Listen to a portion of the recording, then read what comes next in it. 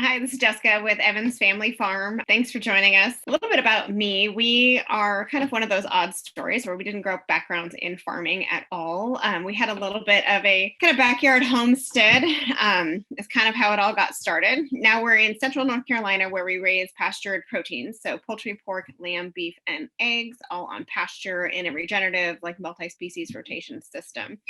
We direct market everything that we sell. So we sell everything at farmers markets. We do our online sales, home deliveries, and we do a little bit of shipping, but we haven't expanded really in depth into that.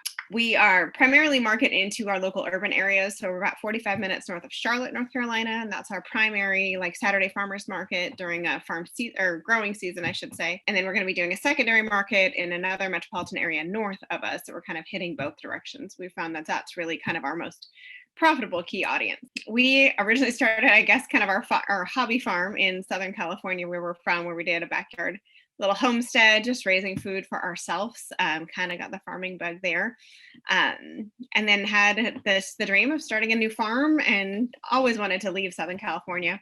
And we ended up in Central North Carolina and bought our farm here in 2016. And we've been running it, I guess, kind of as a business ever since. We're in Mount Ulla, North Carolina. So a little tiny map dot in central North Carolina, kind of the Piedmont area. Our focus is definitely on kind of non-GMO, humanely raised animals and food, including eggs. And our big passion, really one of our mission statements, is raising everything, not just sustainably, but regeneratively. So the way we manage our animals and manage our land, we're trying to kind of heal the current landscape. We want improvements every year in our soil and in our grass, which has been really cool to be able to see over the years with the rotation of the different animal species. So in 2020, as with everybody experienced, there was a huge shift. There was a huge shift where we had to figure out how to pivot. So our farmers market was not opening on schedule. It kind of created a little bit of a delay. We happened to be fortunate in that we had already decided to pilot our home delivery program and our shipping program in early 2020. So we had kind of put those pieces in place. We were just feeling out how it would work in our area, how it would work logistically. So we had some of those key factors in place when the market didn't open in time. So we were sitting on a ton of product, trying to figure out how that was gonna happen. And luckily, we had, again, that system in place through Barn to Door to organize sales, organize our delivery route. And with just the high demand for local food, we were able to kind of phase out our wholesale side of things, which really wasn't what our long-term vision was, to be a wholesaler. It's great sometimes to move product quickly when you need to. We do a little bit of wholesale in the winter here and there, again, just to keep product moving. But it let us really kind of push that shift to primarily retail business. And convenience. Convenience really became highlighted this year, where everybody was looking to kind of that Amazon Prime culture. They're used to going on a website, click of the button, get it in a couple days to their front door. And they started having that expectation definitely towards their food system. They wanted local food.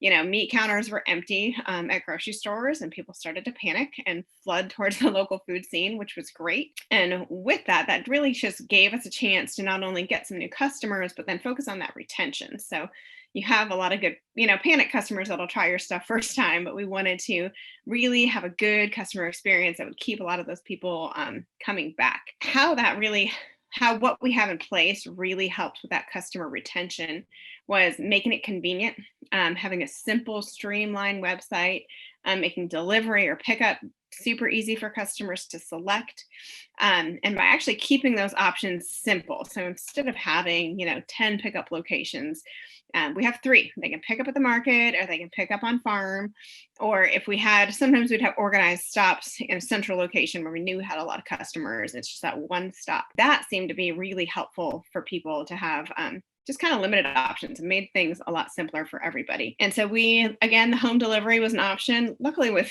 one benefit for COVID is people are home most of the time. So they knew our delivery window. We sent an order reminder email. If they're not going to be home, they can leave a cooler out with some ice packs in it. particularly during summer. We deliver our product in an insulated tote bag, and everything is frozen to begin with. So it gives us a little bit of flexibility. And then we text customers right away when their delivery is at their door. So if they're not home, they know that it's sitting there waiting for them, especially if they forgot to leave a cooler out. But we don't really wait around for a customer. I don't have to knock on a door. People want that contactless delivery right now, just in the current climate of things. And again, packaging everything kind of a premium. So they know they're paying a premium price. We want them to make sure they feel like they're getting a premium product. So our packaging is clean. Our labels are clean. They're not messy or stained or wet or peeling. We kind of save all that broken label stuff for the farmer's stash of food. And then our deliveries are also packaged. Again, those insulated tote bags are branded. They have our farm logo on them. Our receipt is sticking out of the front pocket. It's just Streamline. It looks professional. And that really helped us kind of gain and keep those new customers. We also put, again, people want contactless, I guess, just for safety in the current climate, but they still want to know who's giving them their food. And so we do put personal notes too in every first time order. So we have little thank you postcards. We just take a minute to write up, with the customer's name on it, so they don't feel like it's general. And, thanks for buying from us. We hope you enjoy everything. And that goes in the bag for first time customers too. So for our home delivery system, we really rely a lot on the Bartender software to keep that organized. So we use our pick list and our pack list. Especially I've been training up a new employee this year to run a little bit of that side of things so that I'm not trying to be everywhere all the time, and having that super organized has really helped in streamlining everything. So usually day before delivery route, we pack everything. It goes back in the freezer in its bag. And then I have my customer list. We use a map routing software to make that organized, to optimize our routes for us. So we can customize that a little bit. If we have a product that needs to be delivered earlier in the day, that maybe can't, maybe I have cases of eggs that aren't going to fit in coolers, so they have to go to a wholesaler first, or we do the home deliveries or things like that. So we can customize it a little bit. We use Road Warrior is the one that we prefer right now. We've tried a couple different ones. And then we have like our weekly pickup spots as well. So customers can pre-order everything.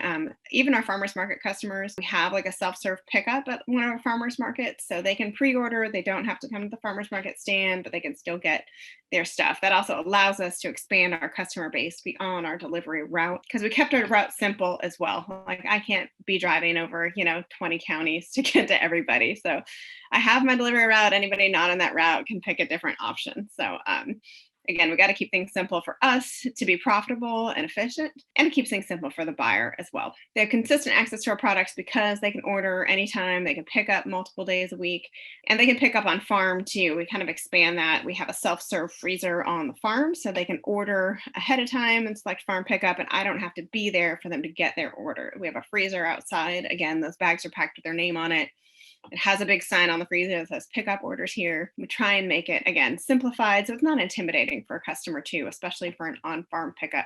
Sometimes that can be intimidating, I guess, driving onto somebody's property and not really knowing where to go. So we have signage out telling people where the farm store is, indicating where to pick up orders. Again, we've kept things simple, and then I don't have to feel like I'm available all the time for customers to pick up. They just drive by, pick up their bag, and take off. When it comes to building brand and buyer loyalty, it's definitely been a new experience in our 2020 climate for sure. A lot of that was built before with personal connections, in-face connections, and there's just been a little less of that. Even at our in-person farmers market, people are more reserved, they're social distancing, they don't necessarily want to stand around and chat.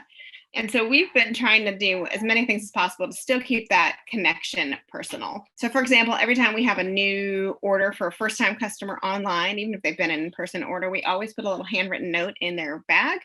So I had these, I just used like Vistaprint, and I printed a bunch of postcards with a thank you note on one side and a picture of a pig. And I just handwrite a note on the back, Dear Jane Smith, thanks for your order. Hope you enjoy everything. Welcome to the farm family. That really helps kind of a customer feel special. Again, they've gone to a website. They didn't maybe come to me in person. They picked an order. They picked a delivery date. There was no personal connection. And so having that little handwritten note in there, again, builds that personal connection. That personal connection is what's going to build or kind of keep that customer loyal. It's much easier to build a stronger connection with an existing customer than the amount of time that you would spend seeking out a new customer. So the more that we can make those customers feel engaged with us, A lot of that also has to do with just sharing on social media. So I try and do my Instagram stories kind of every day.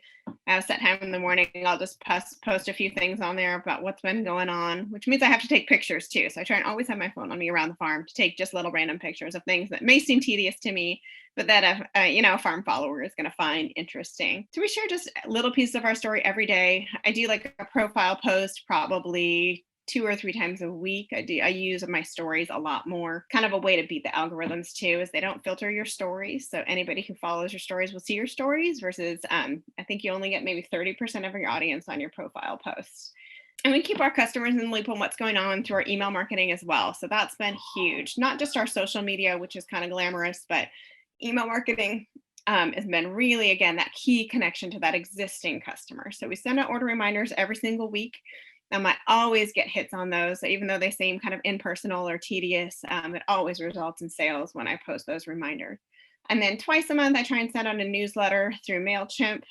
Again, just pictures for maybe people that aren't on social media, what's happening on the farm, maybe a favorite recipe. In my network, I found a couple local food bloggers that'll share recipes with me. And sometimes I exchange that for product because they'll use our product name in their recipe postings too. So that's another way to kind of build your brand out there. And really good communication is beneficial to customers. So we drop something at their door, we send a text right away. If I ever have to substitute an item in an order, I text the customer or I give them a call to make sure, that's an okay substitution. Try and keep inventory up to date, but when there's kind of that downfall, that personal communication goes a long way. I've never had a customer kind of upset about any of those changes. Customers just want, again, they want a glimpse, then they want a connection. It doesn't have to, I'm not going to go into detail on like my farming practices because that's boring to a customer. I'm passionate about it and they're passionate about my food, but they don't really care about all the details. We've kind of built our brand loyalty. People are connected to us. They know Evans Family Farm. They know, Farmer Jess. They know my kids go to the farmer's market with me sometimes too, where they're often featured in our social media. And again, it's just ways to build that personal connection. When they're connected to you, they're going to be more loyal. They're going to buy, they're going to buy your $6 eggs instead of, the $1 grocery eggs, because not only is the product superior and it's been packaged well, they get it conveniently, but they have a connection to their food. People want that, especially nowadays, even though we're kind of contactless, they want a personal connection to something. We share our story through those kind of outlets. Our website, again, we updated that this last year. It really needed a facelift. When we first started our online sales, we went with the current website that I had put together. But as things got busier this year, it definitely needed a freshening up. And my time is better spent not trying to program a computer website. It's just not my forte. I'd rather be doing sales and marketing, or I'd rather be out in the field. So we had Barn to Door freshen that website for us. It really needed to be done this year, and I feel like has really added a professional layer to our kind of online experience, where we're getting a lot higher traffic. It needed a cleaner, more streamlined feel. MailChimp is also something that we use to connect with customers. So outside of the order reminders, again, those newsletters we send through MailChimp, not only does it let us kind of just share something easily and safely, I guess, through kind of a mass marketing way, it doesn't usually go to people's junk mail folders, but it also lets us track like our analytics. So we can see, it's nice to go in the back door and see, who's opening those emails, who's not opening those emails, kind of what's our open rate, and really the demographic information that you can get on your social media and email as well. Kind of gives you a lot of feedback on who to target your marketing to. It's much easier to maintain that loyalty with an existing customer than to try and get new customers. So our email list is really essential for our kind of personal connections with our customers. In the Barn to Door shopping experience for our customers, we've had nothing but positive experiences or positive feedback on that experience. I really like the chat feature on there too. I don't have to be tech service to my customers who are maybe a little confused or didn't click the right button. Chat feature has been really essential, that they can chat directly with customer service if they're having a technical issue on ordering. It's usually that they're just not clicking the right features, or they're like trying to ship a product that's not shippable, or ordering a product that's out of stock. It makes it super easy. 2020 was a great year. If we kind of looking back in hindsight, it was really a profitable year for our farm. It really let us kind of streamline and speed up to some of those long-term goals we were able to accomplish in 2020. We rolled out some new programs, including a subscription program. I didn't talk about that yet. That was, again, we hit the numbers we wanted to. I'd like to continue to grow that more.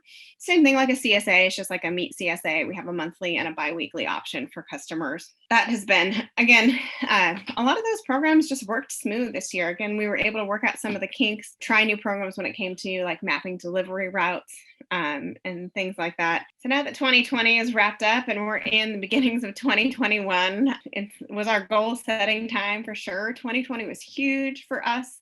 And we want to keep that momentum going with our 2020 goals. We're going to keep sharing our stories, kind of have a consistency through our email marketing, through our social media posts, and sharing our business best practices with our network of people as well, and other local farms that we've found to share their practices with us have been huge in helping us grow. Those local partnerships as well with other food producing farmers that are maybe looking for, again, outlets for their sales that don't want to start their own brand. We've been able to lease land on other farms through those relationships. We've been able to kind of keep product in inventory and help them share their stories as well. Maybe they're not ready to take that launch into kind of a direct market sales business, but they kind of get to dip their toes in that. We get to kind of share what they're doing locally for that. We're expanding into another local market. So Charlotte, North Carolina has been our main metropolitan area. We're heading north up to Winston-Salem, North Carolina, to another fantastically organized in-person farmers market up there. That'll really let us stretch into those big customer bases. If that Winston market goes well, we'll also think of expanding our home delivery radius up there as we build that customer base and that customer loyalty. Again, to keep our year-round sales, we might end up venturing up that way. We're going to kind of feel it out when it comes to the home delivery side of things. I have goals also to expand kind of our shipping program. It's been a little slow to launch this year as just shipping perishables is expensive and logistically it's a little difficult. So we hope to do a lot more of that this year. And then we're also building a on-farm kind of day camp program for the summer, just for the month of June. And with the focus of that, not only does it match our passion of kind of teaching our local community and teaching kids about regenerative agriculture and about holistic animal management, but we also hope to tune into our local customer base. So our 15 to 20 mile radius, our in-person markets are probably about 30 to 40 miles off the farm. But we have a pretty solid, customer base that fits our demographic, our sales demographic, locally. And so we're hoping that offering those in-person camps for kids on farm will help families build a connection to our farm, families that are in that local radius, and that hopefully turns into some more customer loyalty in our local community as well. So big things in 2021 to continue to build our brand, continue to build our market, to continue to build our customer base as we grow. I hope y'all are setting big goals for 2021 too. And so I guess my advice of anybody getting to this point or thinking about kind of what the future holds for them as they've maybe pivoted in 2020 and entering 2021, I would say continue to build that network, that huge network of local farmers.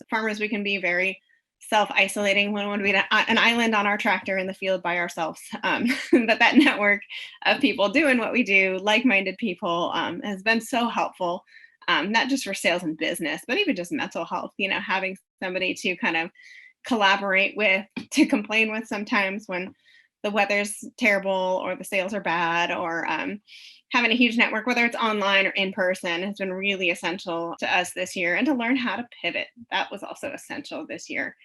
If something's not working, not even financially, but if you just don't like it, cut it out and find a different way to maybe move that product or a new sales stream that really fits you, as a farm or as a person better. For sure. That was a big piece for us this coming year. And evaluating, really taking kind of that reflection on 2020, what worked and what didn't work. For me personally, an example is what didn't work was me trying to be everywhere all the time. I hired somebody that was already our farm hand. She was available another day of the week, and we switched our delivery days. And I don't need to be driving for 6 hours in circles when I can be doing stuff on the farm.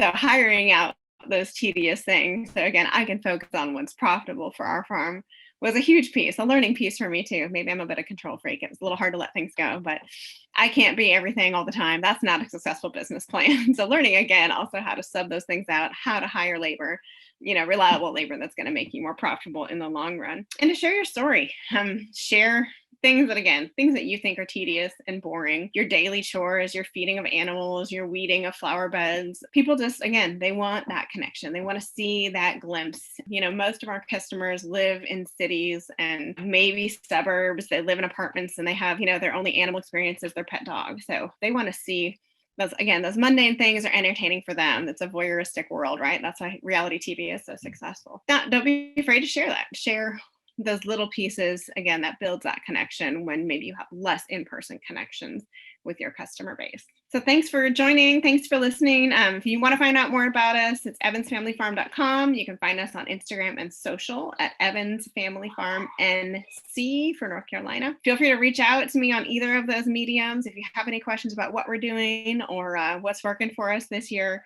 It was great talking with you. Thanks for your time.